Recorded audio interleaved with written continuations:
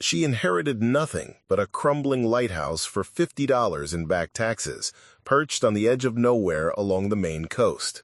Maya Richardson thought she was getting a fixer-upper project and maybe some peace from her chaotic life as a small-town mechanic. But when she started receiving mysterious Morse code signals at 3:17 a.m. every night, she had no idea she was about to uncover a 150-year-old maritime mystery that would lead her to a shipwreck containing enough gold to change everything. Before we jump back in, tell us where you're tuning in from, and if this story touches you, make sure you're subscribed, because tomorrow I've saved something extra special for you. What started as an escape from her failing garage became a treasure hunt that would test every skill she'd ever learned, every instinct she'd ever trusted, and every dream she'd ever buried. This is the story of how one woman's inheritance became her greatest adventure. The morning fog clung to Beacon Point like a gray shroud as Maya Richardson pulled her rusted pickup truck up the winding gravel road for the first time. The lighthouse stood 80 feet tall against the October sky, its white paint peeling like old skin, its beacon dark and lifeless. She'd driven 4 hours north from her failing auto shop in Millfield just to see what $50 in back taxes had bought her. Maya was 28, with calloused hands that knew their way around an engine block better than most certified mechanics twice her age. Her auburn hair was perpetually pulled back in a messy bun, secured with whatever was handy, usually a zip tie from her toolbox. She'd learned to fix things out of necessity when her father walked out when she was 12, leaving her mother to raise 3 kids on a waitress's salary. By 15, Maya was rebuilding transmissions in their garage. By 20, she was running Richardson Auto Repair. By 28, she was watching it die a slow death. The lighthouse had belonged to her great-aunt Celeste, a woman Maya had met exactly twice, once at a family reunion when she was 7, and once at her grandmother's funeral when she was 16. Celeste had been the family eccentric, the one who never married, never had kids, and spent 40 years living alone in a lighthouse that had been decommissioned since 1952. When the county sent Maya the inheritance paperwork, she almost threw it away. A lighthouse in the middle of nowhere wasn't exactly what someone drowning in business debt needed. But something about it called to her. Maybe it was the photograph attached to the legal documents, the lighthouse in its prime, beacon blazing against the storm-dark sky. Maybe it was the lawyer's note mentioning that Celeste had specifically requested Maya inherit it, despite barely knowing her. Or maybe it was just that Maya needed somewhere to disappear for a while. Her auto shop was hemorrhaging money. People in Millfield were driving their cars until they literally couldn't run anymore, then scrapping them instead of fixing them. The big chain shops in the next town over offered payment plans and fancy waiting rooms with coffee machines.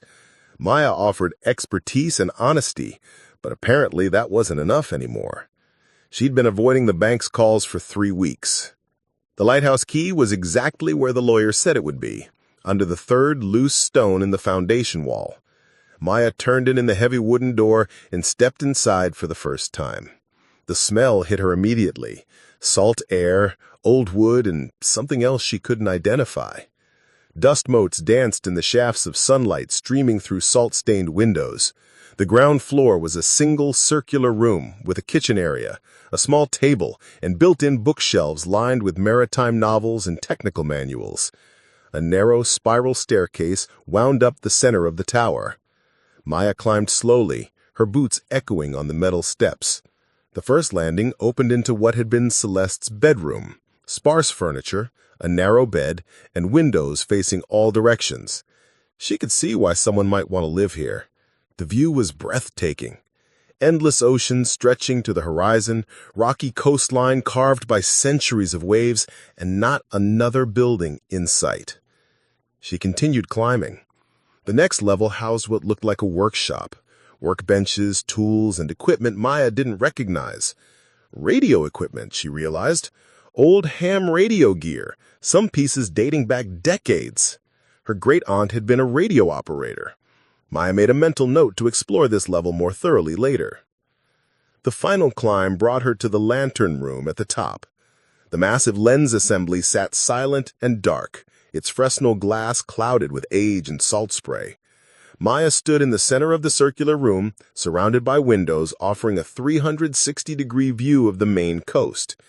To the east, nothing but Atlantic Ocean. To the west, dense pine forests broken by small coastal towns in the distance. To the north and south, rocky shoreline that looked like it had been carved by an angry god. It was beautiful. It was isolated. It was exactly what she needed. Maya spent the rest of that first day taking inventory. The lighthouse was in better condition than it looked from the outside. The structure was sound. These things were built to withstand hurricane-force winds and had been doing exactly that for over a century. The electrical system was outdated but functional. The plumbing worked, though the water pressure was weak.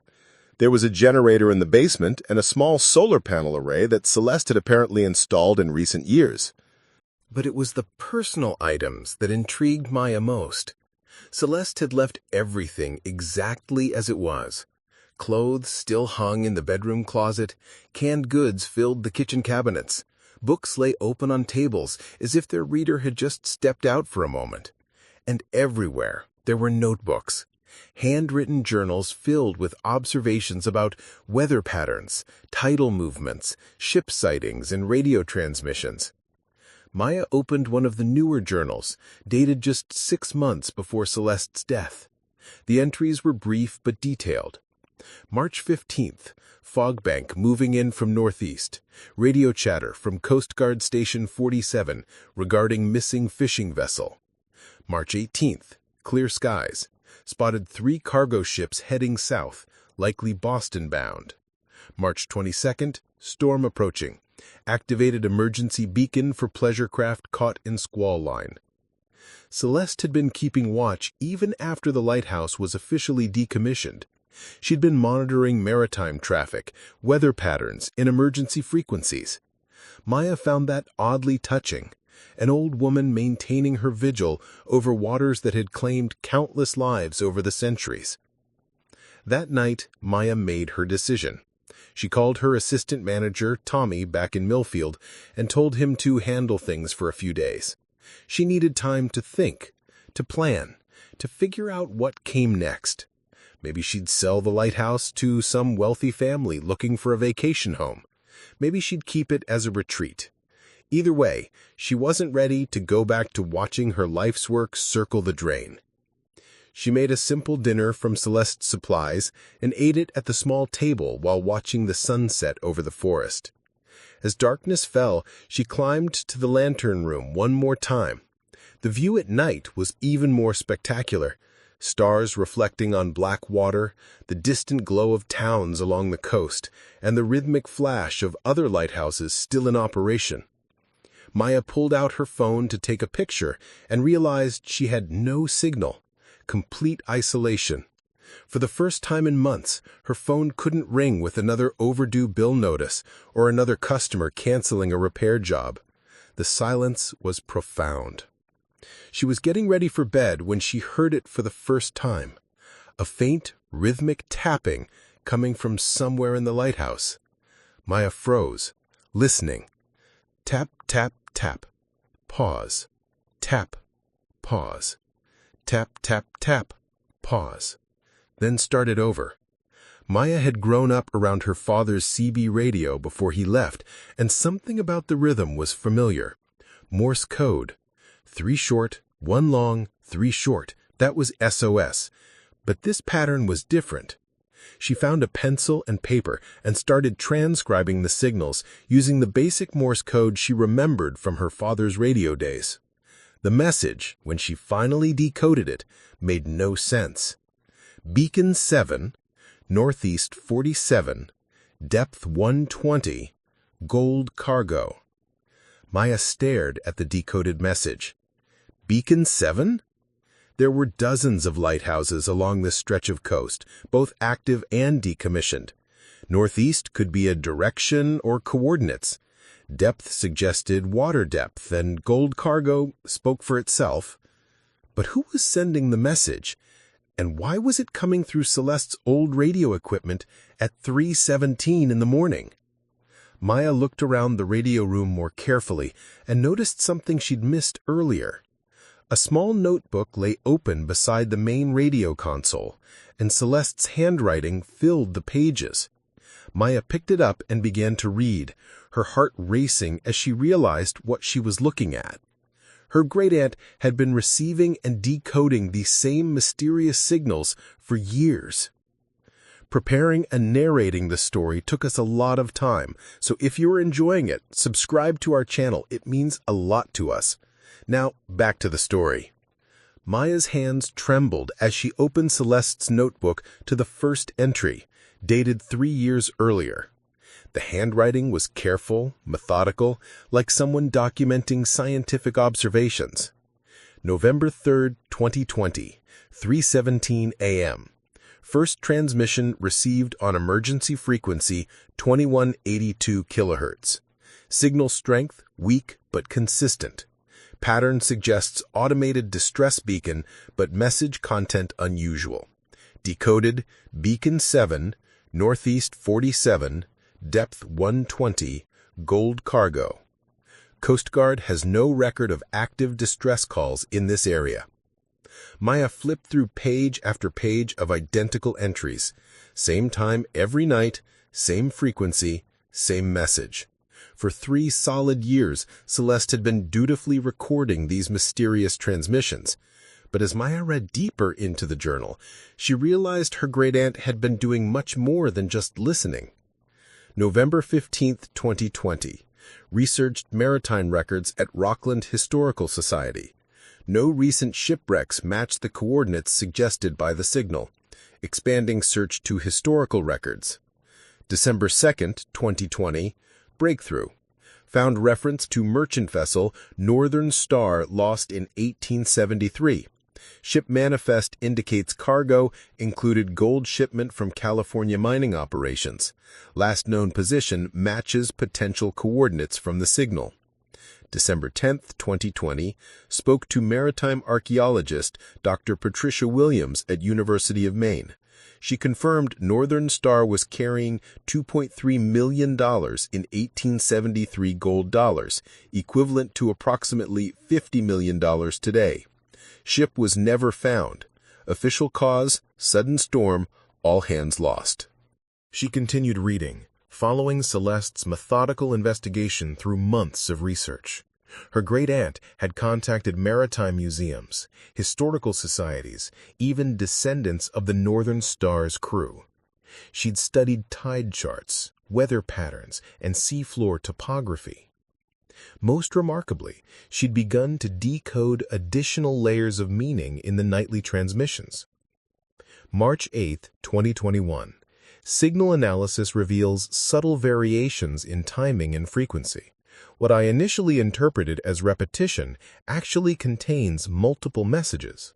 Secondary decoding suggests Keeper 7 holds key and storm glass points true. March 15, 2021. Keeper 7 may refer to lighthouse keepers. This lighthouse was the 7th built in this region, completed in 1847. Previous keepers' records might contain relevant information. April 2, 2021. Found trunk in basement containing logbooks from lighthouse's operational years. Reading through entries from 1870s. Keeper Jonathan Hartwell documented unusual atmospheric conditions on October 13, 1873, the night Northern Star was lost. Maya closed the notebook and sat in the pre-dawn darkness, processing what she'd learned. The radio crackled softly beside her, and she realized the signal had stopped. She checked her watch. 3:47 a.m. 30 minutes of transmission, then silence. She needed to see that trunk. The basement of the lighthouse was accessible through a narrow door beside the kitchen. Maya hadn't explored it thoroughly during her initial survey, but now she descended the steep wooden steps with purpose. Her flashlight beam swept across stone walls, revealing a small room that served as storage and mechanical space. The generator hummed quietly in one corner, and she could hear the subtle sound of water moving through pipes. the trunk sat against the far wall, partially hidden behind stored furniture and equipment. It was an old steamer trunk, the kind used for long sea voyages, with brass fittings green with age. The leather straps that held it closed were cracked, but still functional. Maya lifted the heavy lid and found herself looking at maritime history. Stacks of official logbooks, their leather bindings worn smooth by countless handling. Ship schedules, weather reports, supply lists, and maintenance records. But most importantly, the daily operational logs written by lighthouse keepers dating back to the 1850s. She pulled out the volume covering 1873 and carried it upstairs where she could read by proper light. The entries were written in different hands. Various keepers had maintained the lighthouse over the years, but the handwriting for October 1873 belonged to someone named Jonathan Hartwell, and his observations were far more detailed than his predecessors. October 10, 1873. Clear skies, calm seas. Merchant vessel Northern Star passed northbound at 2:15 p.m. Captain signaled all well. Ship appeared heavily loaded, riding low in the water. October 11, 1873. Storm clouds building to the east. Activated beacon at full intensity. Several vessels sought shelter in Pigeon Cove. Northern Star chose to continue north despite deteriorating conditions. October 12, 1873. Wind increasing to gale force. Rain horizontal. Beacon operating at maximum power. Lost visual contact with all vessels at sea. Maya turned the page to October 13th, and her breath caught. October 13th, 1873. Catastrophic storm. Wind exceeded hurricane force by my estimation. At approximately 11:30 p.m., witnessed Northern Star attempting to navigate Devil's Teeth Rocks approximately 2 miles northeast of this station. Ship appeared to be signaling distress, but could not respond due to extreme conditions. Last sighting showed vessel listing severely to starboard before disappearing behind rock formation. At dawn, searched shoreline for survivors or debris. Found no trace. Coast Guard patrol found no wreckage. It is my belief Northern Star was driven onto Devil's Teeth and sunk in deep water beyond the rocks. Water depth in that area exceeds 120 feet by naval charts. Recovery would be impossible with current methods. Personal note. Captain Morrison of Northern Star had spoken with me previously about his cargo. He carried gold from California mining operations bound for Boston banks. The loss represents not only human tragedy, but significant financial disaster. I have reported position to the authorities, but doubt wreck will ever be located in those treacherous waters. Maya stared at the page, her heart pounding. Jonathan Hartwell had witnessed the Northern Star's final moments. He'd provided the exact location, the water depth, and confirmation of the gold cargo. Everything the mysterious radio signal had been broadcasting. But that raised an even bigger question. How was someone transmitting information from a 150-year-old logbook?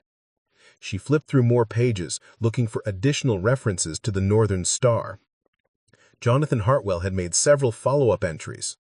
October 20th, 1873. Strange phenomena observed. During clear weather, witnesses multiple ships report seeing lights and signals in the vicinity of Devil's Teeth Rocks. No vessels in distress. Local fishermen avoid the area, claiming equipment malfunctions and compass anomalies. November 15, 1873. Received visit from Mrs. Catherine Morrison, widow of the Northern Star's captain. She inquired about recovery possibilities. Informed her that wreck location, while known, remains inaccessible. She presented me with her husband's storm glass as token of gratitude for my testimony. Beautiful piece, crystal clear with mysterious properties.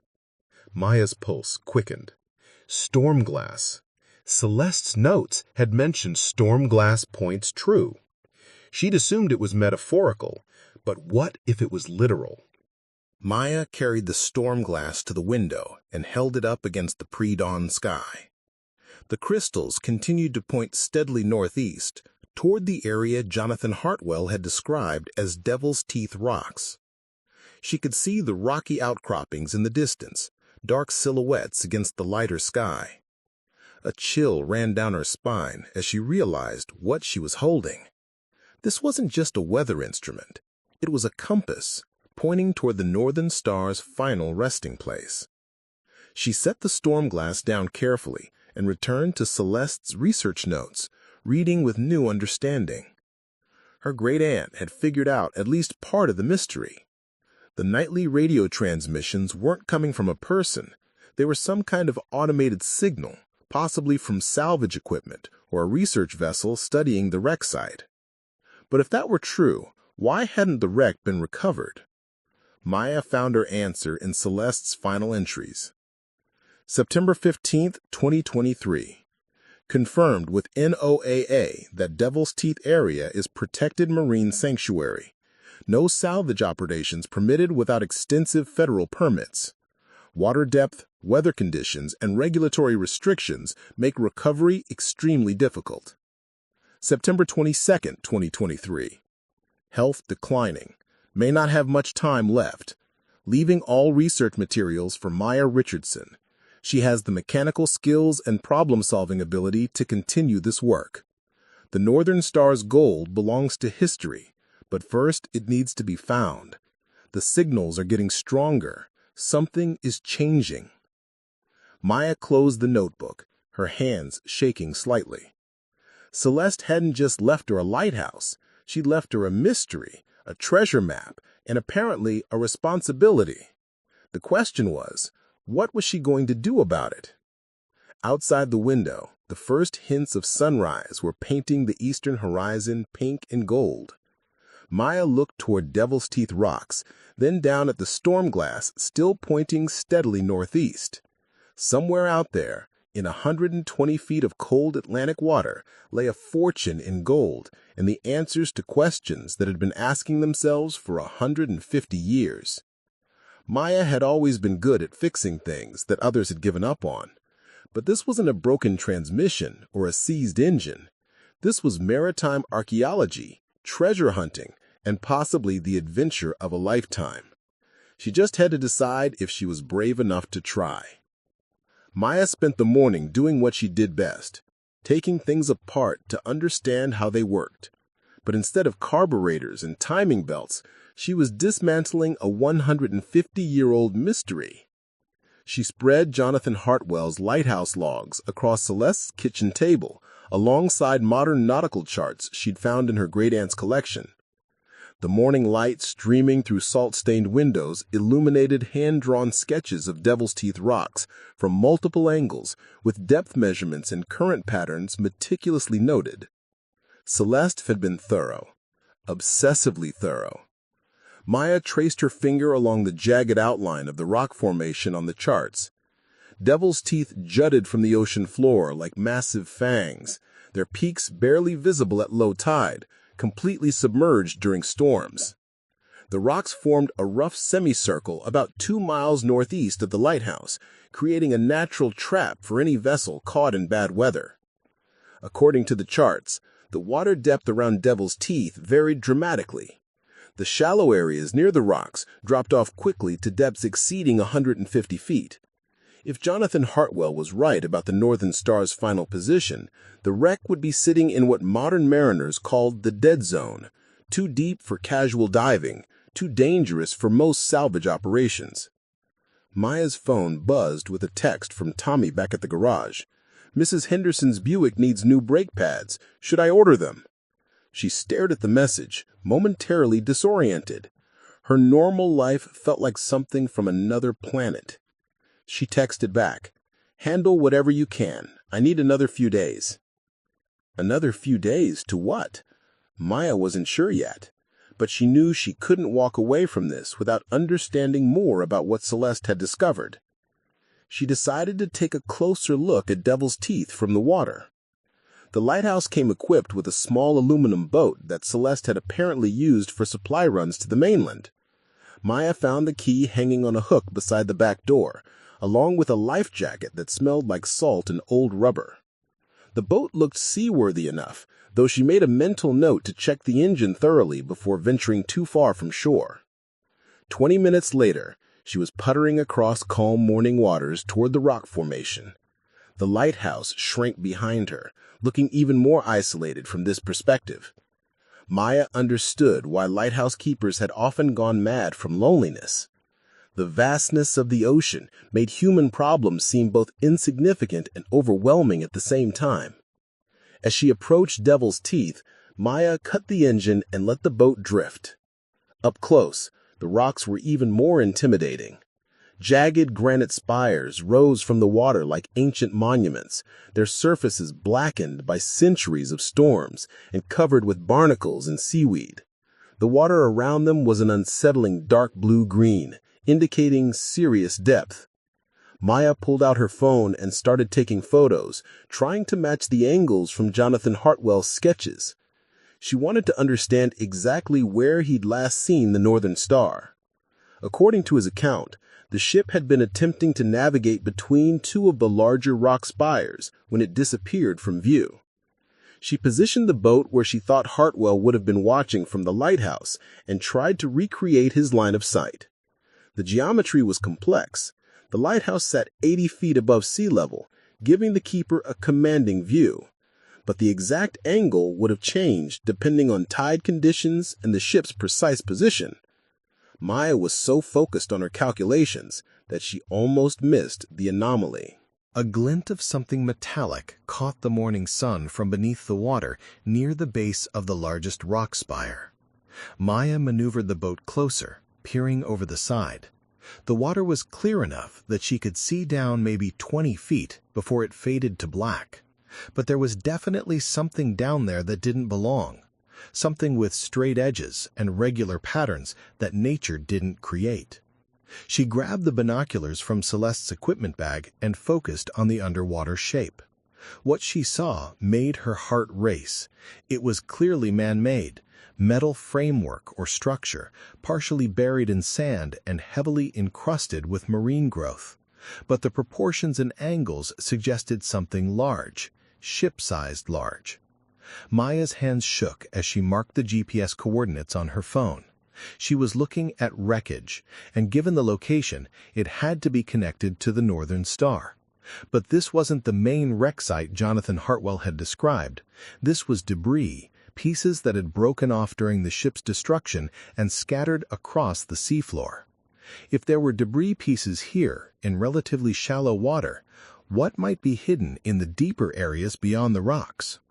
She spent the next 2 hours systematically searching the waters around Devil's Teeth, marking every anomaly she could spot from the surface. By the time she headed back to the lighthouse, Maya had identified at least 6 potential debris sites. The Northern Star hadn't just sunk, it had been torn apart by the rocks and scattered across a wide area. But the main wreck, with its cargo of gold, would still be wherever the ship had finally come to rest. And that meant going deeper. Back at the lighthouse, Maya climbed to the radio room and waited for 3:17 a.m. She had questions that needed answers, and somehow those mysterious transmissions were connected to everything she'd discovered. The signals came right on schedule, but this time Maya was ready. She'd set up recording equipment and had multiple reference books open beside her.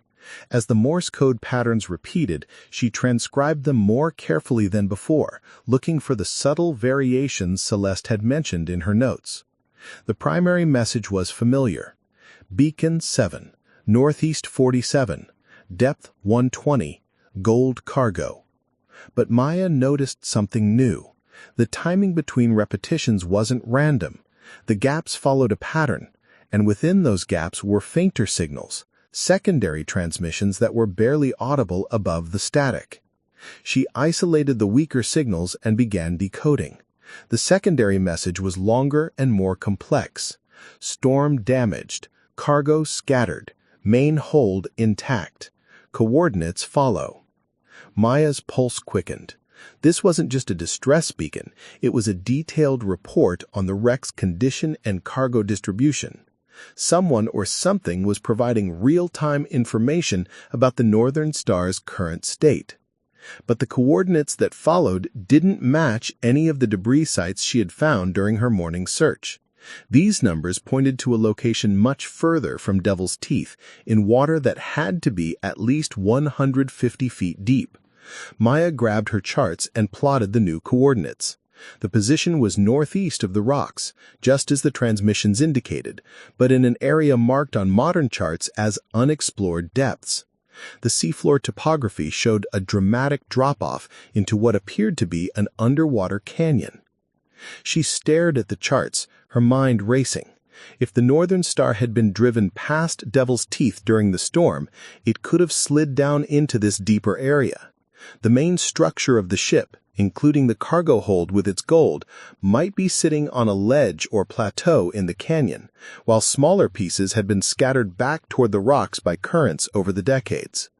But exploring water that deep would require serious equipment, professional diving gear, underwater cameras, possibly even a remotely operated vehicle, an ROV. In a corner of the workshop, covered by a tarp, Maya found something that made her stop breathing. It was a small submarine, or more accurately, a personal submersible, maybe 12 feet long, with a clear acrylic viewing dome and sophisticated control systems. A brass nameplate on the hull read, Deep Explorer, Custom Built 2019. Celeste had been building her own treasure hunting equipment. Maya pulled back more tarps and found additional components, high-powered underwater lights, mechanical arms for retrieval work, and even what looked like components for a remotely operated vehicle, an ROV. In a corner of the workshop, covered by a tarp, Maya found something that made her stop breathing. It was a small submarine, or more accurately, a personal submersible, maybe 12 feet long, with a clear acrylic viewing dome and sophisticated control systems. A brass nameplate on the hull read, Deep Explorer, Custom Built 2019. Celeste had been building her own treasure hunting equipment. Maya pulled back more tarps and found additional components, high-powered underwater lights, mechanical arms for retrieval work, and even what looked like components for a remotely operated vehicle, an ROV. In a corner of the workshop, covered by a tarp, Maya found something that made her stop breathing. It was a small submarine, or more accurately, a personal submersible, maybe 12 feet long, with a clear acrylic viewing dome and sophisticated control systems. A brass nameplate on the hull read, Deep Explorer, Custom Built 2019. Celeste had been building her own treasure hunting equipment. Maya pulled back more tarps and found additional components, high-powered underwater lights, mechanical arms for retrieval work, and even what looked like components for a remotely operated vehicle, an ROV. In a corner of the workshop, covered by a tarp, Maya found something that made her stop breathing. It was a small submarine, or more accurately, a personal submersible, maybe 12 feet long, with a clear acrylic viewing dome and sophisticated control systems. A brass nameplate on the hull read, Deep Explorer, Custom Built 2019. Celeste had been building her own treasure hunting equipment. Maya pulled back more tarps and found additional components, high-powered underwater lights, mechanical arms for retrieval work, and even what looked like components for a remotely operated vehicle, an ROV. In a corner of the workshop, covered by a tarp, Maya found something that made her stop breathing. It was a small submarine, or more accurately, a personal submersible, maybe 12 feet long, with a clear acrylic viewing dome and sophisticated control systems. A brass nameplate on the bulb read, Deep Explorer, Custom Built 2019. Celeste had been building her own treasure hunting equipment. Maya pulled back more tarps and found additional components, high-powered underwater lights, mechanical arms for retrieval work, and most importantly, a detailed manual written in her great-aunt's careful handwriting Operation and Maintenance of the Deep Explorer Submersible. The manual's introduction explained everything. This vessel was constructed over a period of 3 years specifically for exploration of the Northern Star wreck site. Maximum operating depth 200 feet. Life support duration 6 hours. The submersible is designed for single-person operation by someone with mechanical aptitude and basic understanding of marine systems. Note: legal salvage permits must be obtained before removing any artifacts. The goal of this project is documentation and historical preservation, not treasure hunting for personal gain. Maya sat on the workshop floor, staring at the submersible. Celeste hadn't just researched the mystery of the Northern Star. She had spent years preparing to solve it.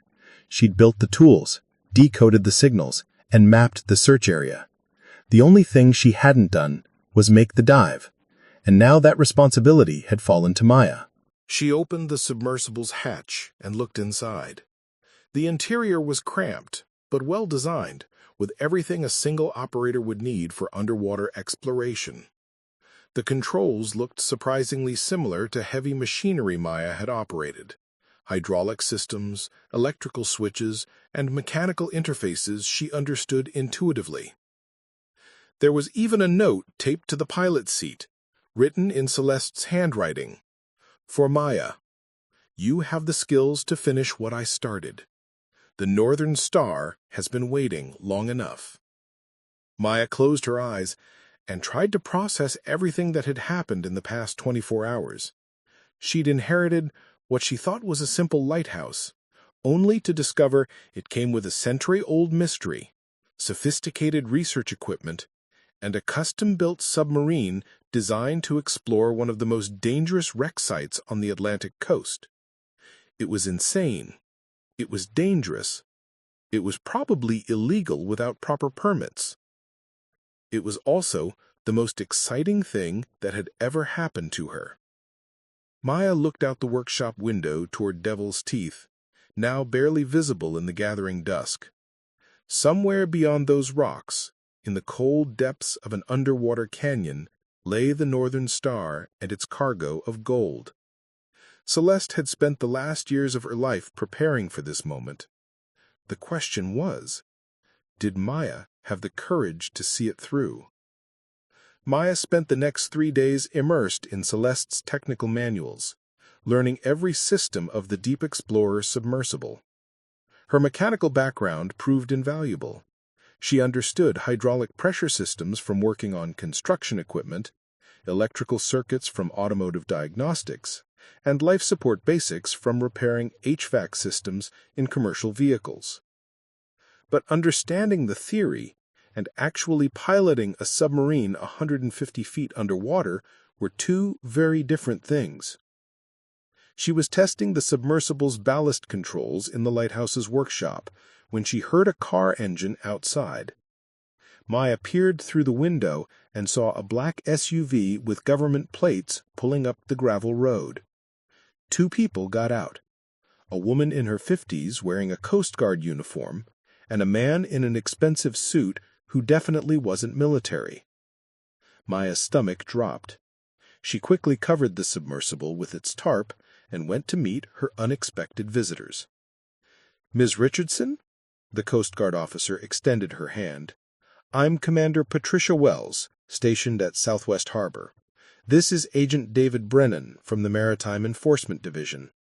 We'd like to ask you a few questions about your great-aunt's activities." Agent Brennan didn't offer to shake hands. Instead, he pulled out a tablet and began swiping through what appeared to be surveillance photos.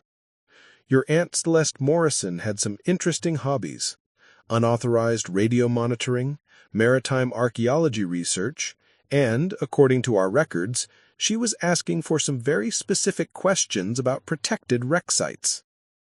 "She was a radio hobbyist," Maya replied carefully. "Lots of retired people monitor marine frequencies."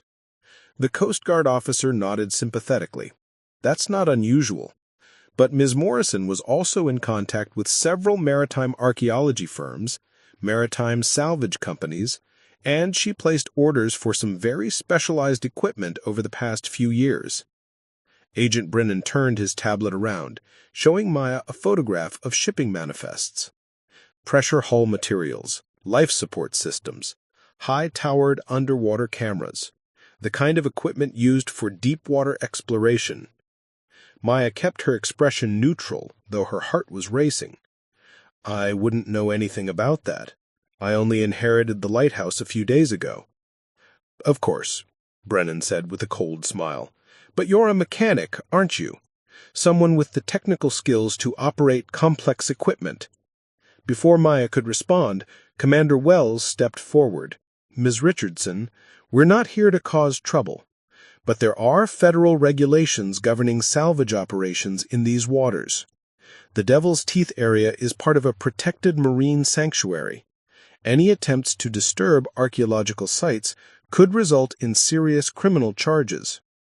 I understand, but I'm not planning any salvage operations. I'm just trying to figure out what to do with a lighthouse I inherited. Agent Brennan wasn't buying it. Your aunt was in possession of highly detailed information about the Northern Star shipwreck, information that couldn't have been obtained through legal research channels. We believe she may have been working with organized treasure hunters. Maya's temper flared. Celeste was a 78-year-old woman who lived alone in a lighthouse. She wasn't running some criminal operation. Maybe not, Brennan conceded. But the people she was in contact with might have been. There's been increased activity around several protected wreck sites along this coast.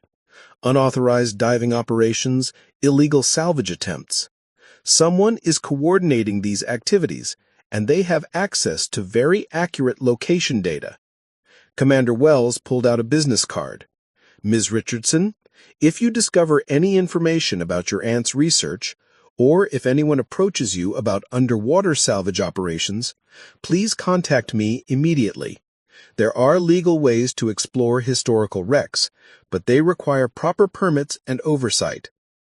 After the officials left, Maya sat in the lighthouse kitchen, staring at the business card. The implications of their visit were clear. She was being watched, and any attempt to explore the Northern Star wreck site would bring immediate federal attention. But their visit had also revealed something important. Celeste hadn't been working alone. She'd been in contact with maritime archaeology firms and underwater salvage companies. Maybe some of those contacts were legitimate researchers who could help Maya understand what her great-aunt really was planning. That evening, Maya went through Celeste's correspondence more carefully, looking for names and addresses. She found them in a carefully organized filing system. Letters from marine archaeology programs at several universities, emails from documentary filmmakers, even correspondence with the Woods Hole Oceanographic Institution. One name appeared repeatedly, Dr. Elena Vasquez, a maritime archaeologist at the University of New Hampshire who specialized in 19th-century shipwrecks. The most recent letter from Dr. Vasquez was dated just 2 months before Celeste's death. Dear Miss Morrison, your research on the Northern Star is remarkable. The level of detail in your analysis suggests sources I haven't seen in official archives.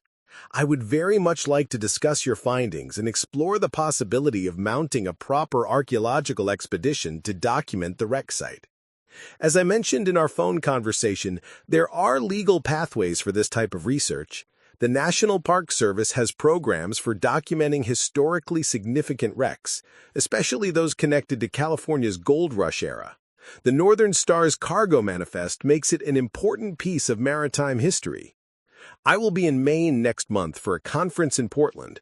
Perhaps we could meet to discuss this project in more detail. Best regards, Dr. Elena Vasquez, Maritime Archaeology Program, University of New Hampshire. Maya found Dr. Vasquez's phone number in Celeste's contact list and called before she could lose her nerve. Dr. Vasquez, this is Maya Richardson. I'm Celeste Morrison's great-niece. I inherited her lighthouse, and I found your correspondence about the Northern Star research. There was a pause. Oh my goodness, Maya! I was so sorry to hear about Celeste's passing. She was a remarkable researcher. Are you calling about her work on the wreck site? I'm trying to understand what she was working on, Maya said carefully. And I just had a visit from the Coast Guard asking questions about unauthorized salvage operations. Dr. Vasquez sighed. That doesn't surprise me. There's been a lot of illegal treasure hunting activity lately, and the authorities are cracking down. But Celeste was different. She was interested in the historical significance, not just the gold. Can you tell me more about that? The Northern Star wasn't just carrying mining gold, Dr. Vasquez explained. According to the ship's manifest, it was also transporting geological surveys, mining equipment, and personal effects belonging to some very prominent families. The archaeological value could be enormous. It's a time capsule from the California gold rush era. Maya felt a glimmer of hope. Is there a legal way to explore the wreck? Absolutely. But it requires careful planning, proper permits, and academic oversight. I've been trying to put together a research proposal for the National Science Foundation. Celeste's research was going to be a key component. What kind of research? Dr. Vasquez's voice grew excited. She had incredibly detailed location data, water depth measurements, even sonar readings of the wreck site. I have no idea how she obtained that information, but it was more accurate than anything in the official records. Maya looked toward the workshop where the Deep Explorer sat hidden under its tarp. Now she understood how Celeste had obtained such detailed information. Dr. Vasquez, what would it take to mount a legal archaeological expedition? Well, we'd need university sponsorship, National Park Service permits, Coast Guard approval for the dive operations, and probably 6 months of paperwork. But Maya, if we could document that wreck properly, it would be one of the most significant maritime archaeological discoveries of the century. After ending the call, Maya sat in the growing darkness, weighing her options. She could wait 6 months for permits and university approval, assuming the bureaucracy didn't kill the project entirely, or she could use Celeste's equipment to explore the wreck herself, risking federal prosecution, but potentially uncovering answers that had been waiting 150 years. Her phone rang, interrupting her thoughts. The caller ID showed a number she didn't recognize. Maya Richardson? The voice was male with a slight accent she couldn't place. My name is Marcus Chen. I believe we have mutual interests regarding your late aunt's research. Maya's blood ran cold. Who is this? Someone who knew Celeste well. She was very close to making an important discovery, but she ran out of time. I think you might be able to complete her work. I don't know what you're talking about. Chen chuckled. The Northern Star, Miss Richardson. Your aunt spent 3 years preparing to explore that wreck, and she built some very impressive equipment to do it. I represent people who would be very interested in funding your continued research. I'm not interested in funding from strangers. Perhaps you should be. The federal government is watching you now, aren't they? Agent Brennan and Commander Wells paid you a visit today. They'll make it very difficult for you to proceed through legal channels. Maya's hands began shaking. This man had been watching her. What do you want? A partnership. You have the equipment and the location data. We have the resources and connections to make this operation profitable for everyone involved. Much more profitable than turning everything over to university researchers who will spend years writing papers about it. I need to think about this. Of course, but don't think too long. Other people know about the Northern Star now, and not all of them are as reasonable as we are. Call me when you're ready to discuss terms. The line went dead. Maya sat in the dark lighthouse, feeling trapped between 2 impossible choices. Work with the government and universities, following legal procedures that might never lead to actual exploration of the wreck, or deal with mysterious private investors who clearly operated outside the law. But as she looked out toward Devil's Teeth in the moonlight, Maya realized there might be a third option. Celeste had built the Deep Explorer for a reason. She'd spent years preparing for this moment, gathering information and developing the technology to explore the Northern Star on her own terms. Maybe it was time to stop asking for permission and start taking action. The radio crackled to life in the background. 3:17 a.m. exactly. The mysterious signals were transmitting again, and Maya was beginning to suspect she knew their true source. Someone else was already down there, watching the wreck site and broadcasting information. The question was, were they friend or foe? Maya made her decision at 4:30 a.m., watching the mysterious radio transmission end for another night. She couldn't wait 6 months for permits, and she wouldn't partner with criminals. But she could take one carefully planned reconnaissance dive to see what was really down there. If someone else was already monitoring the wreck site, she needed to know who and why.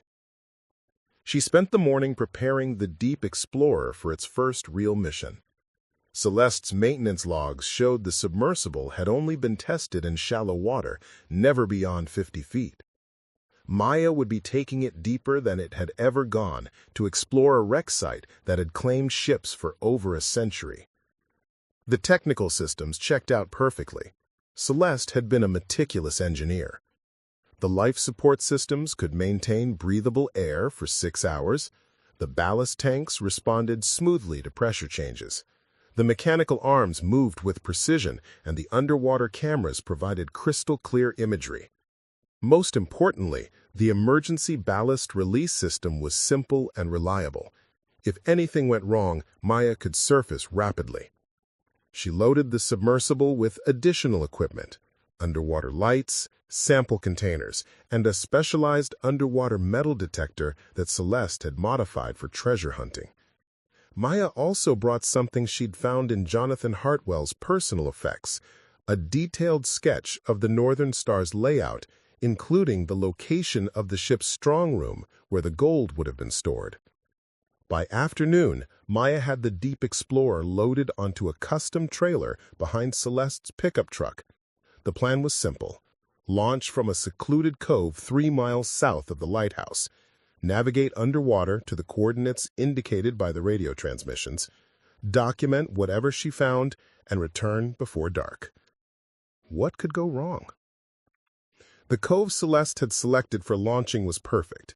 Deep water, close to shore, protected from waves, and completely invisible from the Maine coastal road. Maya backed the trailer into the water and winched the submersible off carefully. The Deep Explorer settled into the water with barely a ripple, floating exactly at its designed waterline. Maya sealed herself inside the cramped cabin and ran through the pre-dive checklist one more time. All systems green. GPS coordinates locked in. Emergency procedures memorized. She took a deep breath of recycled air and pressed the dive button. The submersible slipped beneath the surface with surprising smoothness. Through the clear acrylic dome, Maya watched the bright afternoon world fade to blue-green twilight, then to deep blue, and finally to black. The depth gauge read 30 feet, 50 feet, 80 feet. She was deeper underwater than she'd ever been in her life, sealed inside a metal tube she'd learned to operate from a manual. At 100 feet, Maya switched on the exterior lights. The beams cut through the darkness, revealing a barren seafloor covered in sand and scattered rocks. She adjusted course toward the coordinates from the radio transmissions, navigating by compass and GPS until she was directly above the suspected wreck site. The depth gauge read 127 feet.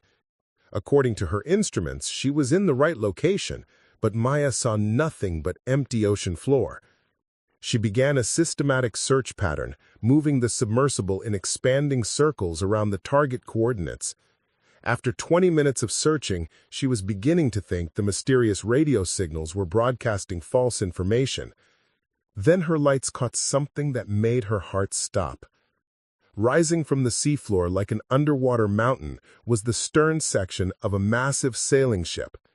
The Northern Star's remains were far larger than Maya had imagined, over 200 feet of broken hull, masts and rigging scattered across the canyon floor. Marine growth covered every surface, but the basic structure was intact enough to identify individual sections of the vessel. Maya maneuvered the submersible closer, her hands trembling on the controls. She was looking at maritime history, a perfectly preserved time capsule from 1873. The ship's wheel was still visible, along with the captain's cabin and what appeared to be passenger quarters. Schools of fish moved through the wreckage like underwater ghosts. But it was what she found near the ship's center section that took her breath away. A large rectangular opening in the hull, the cargo hold that Jonathan Hartwell had mentioned in his logs. Maya directed the submersible's lights into the opening and saw rows of wooden crates and metal containers, most still secured in place despite 150 years underwater. The ship's cargo was still there, waiting. Maya activated the submersible's cameras and began documenting everything she could see. This wasn't just about gold anymore. She was recording one of the most important shipwreck discoveries in maritime archaeology. Dr. Vasquez would be amazed at the level of preservation. She was so focused on filming the cargo hold that she almost missed the movement in her peripheral vision. Another light source was approaching from the deeper water beyond the wreck. Not sunlight, artificial illumination moving with purpose and direction. Maya quickly switched off her own lights and watched in growing alarm as the other source came closer. It was another submersible, much larger and more sophisticated than the Deep Explorer. Professional salvage equipment with mechanical arms, cutting tools, and what appeared to be vacuum systems for removing sand and debris. Maya recognized the configuration from documentaries about deep-sea treasure hunting operations. Someone else was working this wreck site, and they had been for a while. Maya watched from the darkness as the other submersible moved expertly through the Northern Star's wreckage. The operators clearly knew the site well. They navigated directly to specific areas and began what appeared to be systematic salvage operations. Mechanical arms reached into the cargo hold and extracted wooden crates, loading them into collection nets attached to the larger vessel. Maya's blood ran cold as she realized what she was witnessing. This was exactly the kind of illegal treasure hunting operation that Agent Brennan had warned her about. But these weren't amateur fortune seekers. This was a professional operation with serious funding and sophisticated equipment. The larger submersible worked for nearly an hour, methodically removing crates from the Northern Star's cargo hold. Maya remained hidden in the shadows beyond the wreck, documenting everything with her cameras. She counted at least 15 wooden containers being extracted, along with several metal strongboxes that had to contain the ship's gold reserves. When the salvage operation was complete, the larger submersible began ascending toward the surface. Maya waited until its lights disappeared completely before switching her own systems back on and moving closer to examine what remained. The cargo hold had been systematically stripped of its most valuable contents. Scattered wood fragments and empty mounting brackets showed where the gold shipment had been stored. But the salvagers had been selective. They'd taken only the most valuable items, leaving behind bulk cargo and ship's supplies that would be important to archaeologists but worthless to treasure hunters. Maya collected samples of the remaining artifacts and took detailed photographs of the damage caused by the salvage operation. This evidence would be crucial for Dr. Vasquez and the authorities. But as she prepared to begin her ascent to the surface, Maya noticed something the other salvagers had missed. Hidden beneath a collapsed section of decking was a small metal container, partially buried in sand but still intact. The size and placement suggested it might be the ship's log or the captain's personal strongbox. Maya maneuvered the Deep Explorer's mechanical arm carefully, clearing away debris and extracting the container.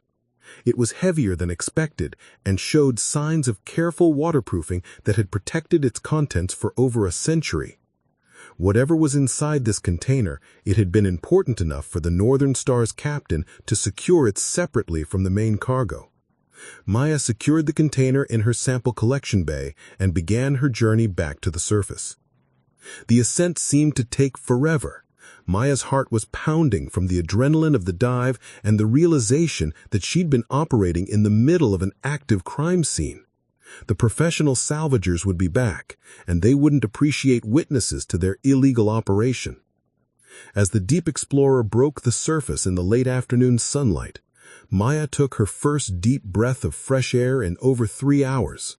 The mission had been a complete success. She documented the Northern Star wreck site, gathered evidence of illegal salvage operations, and recovered what might be the most important artifact from the entire site. But she'd also discovered that she was up against far more than federal bureaucracy and mysterious phone calls. There were serious criminals involved in this operation, with professional equipment and clearly no regard for maritime law or archaeological preservation.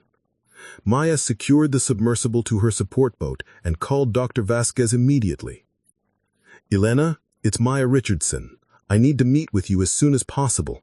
I have something that's going to change everything we know about the Northern Star." "Maya, what's wrong? You sound shaken." "I've been to the wreck site. There are professional treasure hunters working it right now, and they've already removed most of the gold cargo. But I managed to recover something they missed, something that might be even more valuable than the gold itself." There was a long pause. "Maya, please tell me you didn't dive that site alone." "I had to. But Elena, you need to see what I found. This isn't just about treasure anymore. The Northern Star was carrying something much more important than gold, and I think I know what it was." Maya looked down at the metal container secured in her equipment bay. Whatever was inside had been worth protecting for 150 years underwater. Soon, she would find out if it had been worth the risk of her first descent into the depths of Devil's Teeth. But first, she had to get back to the lighthouse before the professional salvagers realized someone had been watching their operation. Maya barely made it back to the lighthouse before her hand started shaking uncontrollably. The adrenaline of the dive, combined with the realization of what she'd witnessed, hit her all at once as she secured the Deep Explorer in Celeste's workshop. She'd just documented a major archaeological site and a serious federal crime in the same afternoon. The metal container she'd recovered from the Northern Star sat on Celeste's workbench, dripping seawater onto the concrete floor. It was roughly the size of a tackle box, but much heavier, made from brass that had turned green with age. Intricate engravings covered the surface, nautical symbols, compass roses, and what appeared to be a family crest Maya didn't recognize. The container was secured with a complex locking mechanism that somehow survived 150 years underwater. Maya could see that forcing it open would damage whatever was inside, but the lock mechanism looked sophisticated enough that she'd need specialized tools to open it properly. She was examining the engravings more closely when her phone buzzed with a text from Dr. Vasquez. "Can't talk on phone. Too risky. Meet me at Portland Maritime Museum tomorrow at 2 p.m. Come alone and bring whatever you found." Maya stared at the message. Dr. Vasquez sounded genuinely concerned about security, which meant the situation was even more serious than Maya had realized. If university researchers were worried about surveillance, then the criminal treasure hunting operation was probably larger and more dangerous than she'd imagined. But before meeting with Dr. Vasquez, Maya needed to understand what was inside the captain's container. She'd risked her life to recover it, and whatever secrets it held might be crucial for stopping the illegal salvage operation. Maya spent the evening researching 19th-century maritime locks and security devices. The mechanism on the container appeared to be a combination lock with astronomical symbols instead of numbers. The engravings around the lock showed phases of the moon, star constellations, and what looked like coordinates or navigation references. She found the answer in one of Jonathan Hartwell's personal journals, tucked between pages about lighthouse maintenance procedures. Captain Morrison of the Northern Star showed me his security box during his last visit to shore. Clever design.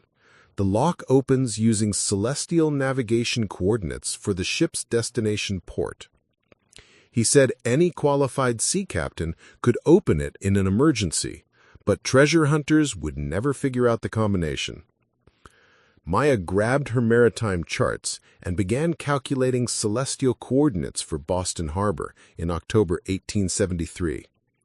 The Northern Star's intended destination was Boston, and the astronomical symbols on the lock corresponded to star positions that would have been visible during their planned arrival date. It took her 3 hours of calculations, but finally Maya heard the satisfying click of tumblers falling into place. The container's lid opened smoothly, revealing contents that had been sealed away since the night the Northern Star went down. Inside was a waterproof leather portfolio containing documents that made Maya's heart race. Ship's papers, cargo manifests, and passenger lists, but also something much more significant: a detailed geological survey of California mining territories, marked with locations of major gold deposits that hadn't been publicly announced in 1873. Maya spread the documents across the workbench, her excitement building as she realized what she was looking at. The Northern Star hadn't just been carrying mined gold. It had been transporting geological intelligence that would have been worth a fortune to mining companies and investors. But the most important document was a letter addressed to the Boston Banking Consortium, signed by Captain Morrison. "Gentlemen, in addition to the $2.3 million in processed gold secured in our Maine cargo hold, the Northern Star carries geological surveys documenting 12 previously unknown deposit sites in the Sierra Nevada region. Conservative estimates suggest these sites contain reserves exceeding $50 million at current market values. This information is known only to myself, the survey team, who perished in a mining accident, and the banking consortium representatives who commissioned this work. The surveys are sealed in my personal strongbox and will be delivered directly to consortium leadership upon our arrival in Boston. I must stress the critical importance of maintaining secrecy regarding these findings. If word of these deposits reaches the public before proper claims can be filed, the resulting gold rush could destabilize entire territories. Should any misfortune befall our vessel during this voyage, I have taken precautions to ensure this information does not fall into unauthorized hands. Respectfully, Captain James Morrison, Northern Star." Maya sat back in her chair, stunned. The Northern Star had been carrying information about gold deposits worth tens of millions of dollars in 1873 currency, probably hundreds of millions in today's market. But more importantly, this geological data might still be valuable. Modern mining companies would pay enormous sums for detailed surveys of historically productive gold regions. Maya photographed every document carefully, then turned her attention to the detailed geological surveys. The map showed precise locations of gold-bearing rock formations, water sources, elevation details, and even estimated extraction costs. It was incredibly sophisticated work for the 1870s, clearly produced by professional geologists with advanced equipment. Maya was so absorbed in studying the surveys that she didn't hear the car approaching outside until headlights swept across the workshop windows. She quickly closed the container and covered it with tools, then peered out to see who was visiting at 11 p.m. It was Marcus Chen's black SUV. Maya's blood ran cold. The mysterious caller who'd offered to fund her research was here in person, and she doubted this was a social visit. She grabbed her phone and considered calling the Coast Guard, but realized they were probably 20 minutes away. She was on her own. The knock on the lighthouse door was polite, but insistent. Maya opened it to find Marcus Chen flanked by two men who definitely weren't researchers. They were dressed in expensive outdoor gear, but carried themselves like security contractors.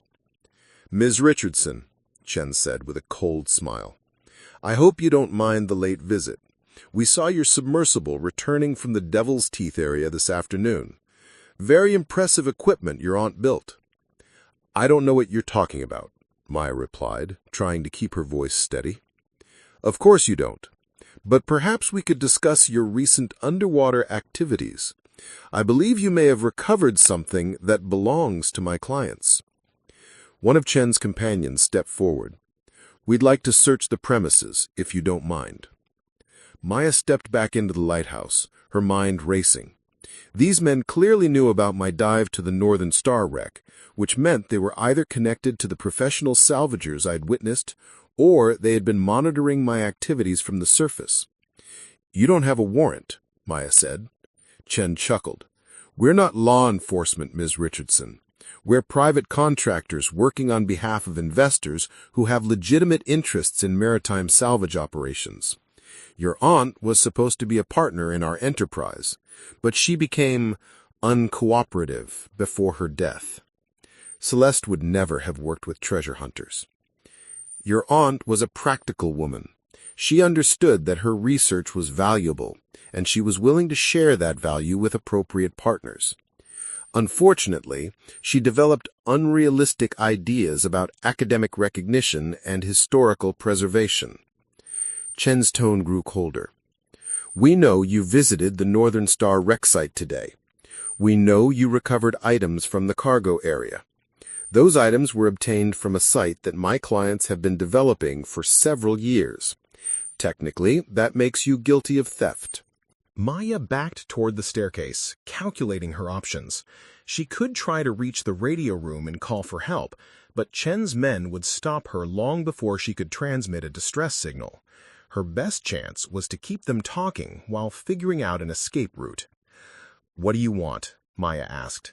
"Full cooperation. You'll turn over any artifacts you recovered from the wreck, provide us with copies of your aunt's research materials, and assist our salvage operations using her submersible. In return, you'll receive a generous compensation package and avoid any legal complications." "And if I refuse?" Chen's smile disappeared entirely. "The waters around Devil's Teeth are very dangerous, Miss Richardson. Diving accidents happen frequently, especially to inexperienced operators using homemade equipment." Maya felt a surge of anger that overcame her fear. "You're threatening me?" "I'm offering you a business opportunity. Your aunt chose to be difficult, and that didn't work out well for her." Maya's blood turned to ice. "What did you say?" "Celeste Morrison died of natural causes, according to the official medical examiner's report, but she had been under considerable stress in her final months. The pressure of keeping such valuable secrets can be overwhelming for elderly people." The implication was clear. Chen and his associates had been pressuring Celeste before her death, possibly contributing to the heart attack that killed her. Maya's great-aunt hadn't just been a researcher, she'd been standing between these criminals and one of the most valuable underwater treasures on the East Coast. "I need time to think about this," Maya said. "Of course, but not too much time. We'll return tomorrow evening for your answer. I suggest you use the next 24 hours to consider the benefits of cooperation versus the risks of independence." After Chen and his men left, Maya sat in the dark lighthouse shaking with rage and fear. She was trapped between federal agents who would prosecute her for unauthorized diving and criminals who were threatening her life if she didn't cooperate with their illegal salvage operation. But she had something neither side knew about: Captain Morrison's geological surveys, which might be worth more than all the gold on the Northern Star combined. Information that could change the balance of power in this deadly game. Maya climbed to the radio room and waited for 3:17 a.m. When the mysterious transmissions began, she listened with new understanding. The signals weren't coming from some automated beacon on the wreck site. They were being broadcast by Chen's salvage team, coordinating their operations and monitoring anyone else who might be interested in the Northern Star. She'd been listening to criminal communications for days, and now they knew she'd been there. But Maya had one advantage Chen didn't know about. The captain's container held more than just geological surveys. It contained detailed maps of other shipwrecks along the coast, with cargo manifests and precise coordinates. Captain Morrison had been documenting maritime disasters for years, creating a treasure map of the Atlantic seaboard. Maya had stumbled into something much bigger than a single shipwreck. She was holding the key to a string of underwater treasures that could be worth hundreds of millions of dollars. The question was, what was she going to do with that information? Maya spent the pre-dawn hours preparing for the most important day of her life. Chen would return that evening, expecting her cooperation, but she had a different plan. By then, she intended to have the entire criminal operation exposed and the Northern Star's treasures protected under federal archaeological oversight. Her first call went to Dr. Vasquez at 6 a.m. "Elena, I need you to contact the FBI Maritime Crime Unit immediately. I have evidence of a major treasure-hunting conspiracy, and the people involved have threatened my life." "Maya, slow down. What kind of evidence?" "Video footage of illegal salvage operations, documents proving the Northern Star was carrying geological intelligence worth hundreds of millions of dollars, and proof that these criminals were pressuring my great-aunt before her death." Dr. Vasquez was quiet for a moment. "Are you somewhere safe?" "For now, but I need to get this evidence to the authorities before tonight. Can you arrange a meeting?" "I'll make some calls, but Maya, if these people are as dangerous as you say, you need federal protection." Maya's second call was to Commander Wells at the Coast Guard station. "Commander, this is Maya Richardson. I have urgent information about the illegal salvage operations you're investigating." "Ms. Richardson, where are you calling from?" "The lighthouse. But I need to meet with you and federal agents as soon as possible. I have evidence that a criminal organization has been systematically looting protected wreck sites, and they've threatened my life to prevent me from reporting them." "Are you in immediate danger?" "They're returning tonight for my answer to their business proposal. I think you can guess what happens if I refuse." Within 2 hours, Maya found herself sitting in a secure conference room at the Coast Guard station, facing Commander Wells, FBI agent Sarah Morrison, no relation to the ship's captain, and Dr. Vasquez, who had driven up from New Hampshire overnight. Maya laid out everything she'd discovered: Celeste's research, the mysterious transmissions, her dive on the Northern Star, the evidence of ongoing salvage operations, and Chen's threatening visit. But it was Captain Morrison's geological surveys that got the federal agents immediate attention. "These surveys could still be valuable?" Agent Morrison asked, studying the 150-year-old maps. Dr. Vasquez nodded. "Absolutely. Modern mining companies pay enormous sums for historical geological data, especially from regions that were never fully explored. These surveys show deposit locations that might never have been officially documented." Agent Morrison leaned forward. "Ms. Richardson, you said that Chen mentioned that your aunt was supposed to be their partner. Do you have any evidence of that arrangement?" Maya pulled out copies of threatening letters she'd found in Celeste's files. Communications from Maritime Recovery Solutions demanding she turn over her research in exchange for a share of salvage profits. "They weren't offering partnership," Maya said. "They were extorting her. Look at the dates. These letters started coming right after Celeste contacted legitimate researchers about mounting a proper archaeological expedition." Commander Wells studied the timeline. "Your aunt died of a heart attack 2 weeks after the final threatening letter. That's not a coincidence." "We'll need to examine the original letters for forensic evidence," Agent Morrison said, "but this gives us enough to begin a formal investigation." Dr. Vasquez spread out Maya's photographs of the Northern Star wreck site.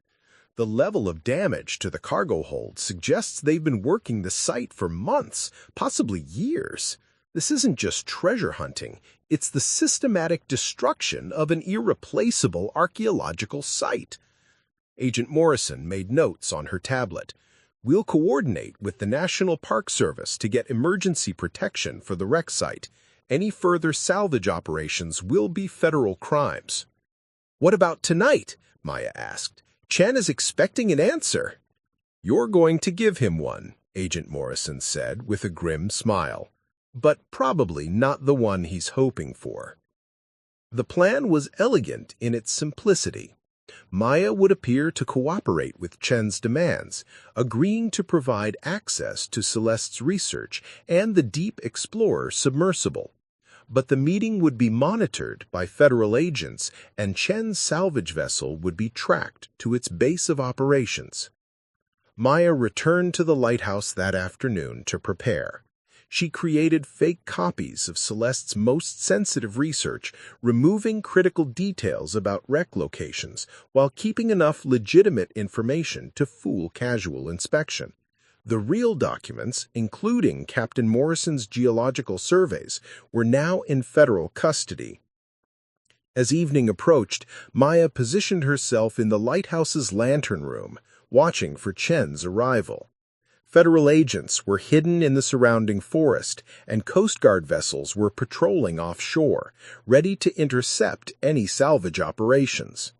Chen arrived precisely at sunset, accompanied by the same two men from the previous night.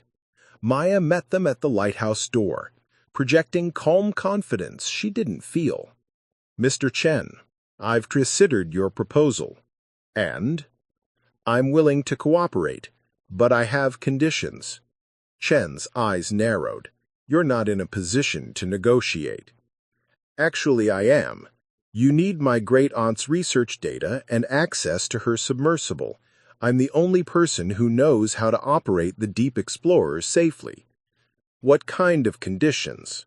Maya handed him a folder containing the fake research documents, removing critical details about wreck locations while keeping enough legitimate information to fool casual inspection. The real documents, including Captain Morrison's geological surveys, were now in federal custody. Chen flipped through the documents, his expression unreadable. "This research is incomplete. Where are the detailed wreck coordinates?" "Stored separately. You'll get them when I see evidence that you're serious about this partnership." One of Chen's companions whispered something in his ear. Chen nodded and turned back to Maya. "Our salvage vessel is anchored offshore. You'll come with us tonight to verify the submersible's capabilities and provide the remaining coordinates." Maya's heart raced, but she kept her voice steady. "Fine. But I pilot the Deep Explorer myself. That's non-negotiable." 20 minutes later, Maya found herself aboard a sophisticated salvage vessel anchored 2 miles from Devil's Teeth. The ship was equipped with professional diving equipment, underwater cameras, and mechanical systems for lifting heavy cargo from the seafloor. This was clearly a multi-million-dollar operation. Chen led her to the ship's control room, where multiple monitors showed real-time footage from the Northern Star wreck site. Maya realized they had permanent monitoring equipment positioned around the wreck, explaining how they'd known about her previous dive. "Impressive setup," Maya said.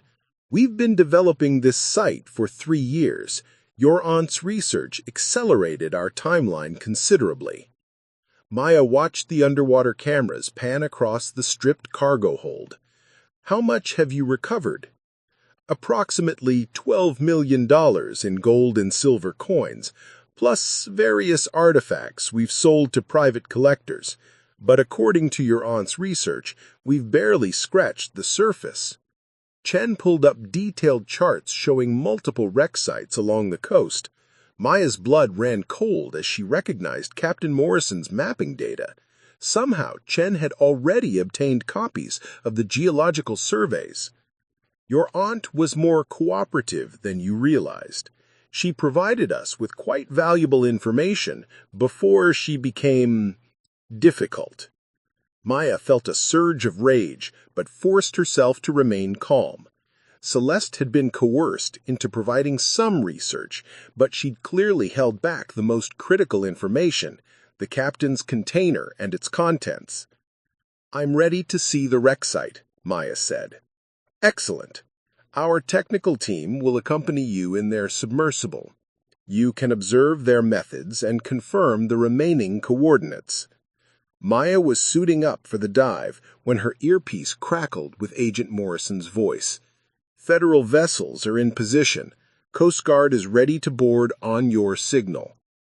The descent to the Northern Star felt different this time. Maya wasn't alone in the Deep Explorer. Chen's professional submersible followed close behind, its powerful lights illuminating the wreck site in harsh detail. The damage to the ship was even more extensive than Maya had realized during her solo dive. Chen's salvage team worked with mechanical efficiency, using sophisticated equipment to extract artifacts from previously unexplored sections of the wreck.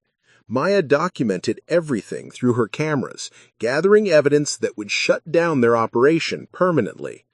But as they worked, Maya noticed something that professional salvagers had missed. Hidden beneath a collapsed section of the ship's stern was another sealed container, smaller than the captain's strongbox, but secured with similar astronomical locks. While Chen's team was focused on extracting gold coins from the cargo hold, Maya maneuvered the Deep Explorer's mechanical arm to carefully extract the hidden container. She secured it in her sample bay without alerting the other salvagers. "Impressive operation," Maya radioed to Chen's submersible. "But I think we should return to the surface. I have the information you need about the other wreck sites." Back aboard the salvage vessel, Maya waited until Chen's entire crew was assembled in the control room before giving her signal. "This is Maya Richardson," she said clearly, knowing federal agents were monitoring all communications. "I'm aboard the salvage vessel Maritime Predator. Coordinates—" She rattled off their exact position. "All crew members are present and have been recorded conducting illegal salvage operations." Chen's face went white as he realized what was happening. "You're wearing a wire." "Better than that," Maya smiled. "I'm wearing a GPS tracker, and I've been broadcasting live video of your entire operation to federal agents." The Coast Guard boarding team arrived within minutes, and Chen's crew surrendered without resistance. The sophisticated salvage equipment, stolen artifacts, and detailed records of their criminal enterprise provided evidence for dozens of federal charges. But it was Maya's discovery of the second sealed container that provided the story's most remarkable conclusion. Inside the smaller strongbox, she found Captain Morrison's personal diary, containing his final entries before the Northern Star's destruction.